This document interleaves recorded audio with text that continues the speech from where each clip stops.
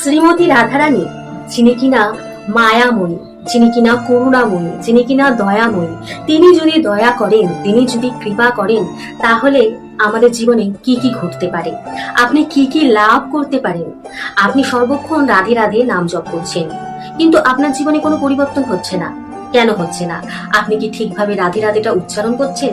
উচ্চারণ কম বেশি সকলে ঠিকঠাক করতে পারি, তবে মানসিক উচ্চারণ, অর্থাৎ আমার মনের মধ্যে একটা কিছু চলছে আর আমি মুখে রাধা রাধা নাম জপ করছি, কোনো কাজ হবে না।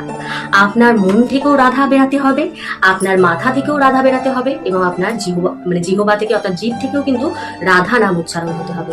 তবেই আপনি সেই রাধা নামের শক্তি কি তা বুঝতে পারবেন, রাধা আপনাকে কি কি দিতে পারে। তো আজ থেকে রাধা রানীকে আঁকড়ে ধরুন এবং বলুন, আমি তোমার হাত ধরবো না, তুমি আমার হাত ধরো, এবং তুমি যেই দিকে চাও তুমি আমাকে নিয়ে চলো। দেখবেন তারপরে রাধারানী আপনাকে কিভাবে সঠিক রাস্তা দিয়ে নিয়ে যায়। তো চলুন এখানে বিদায় নিচ্ছি।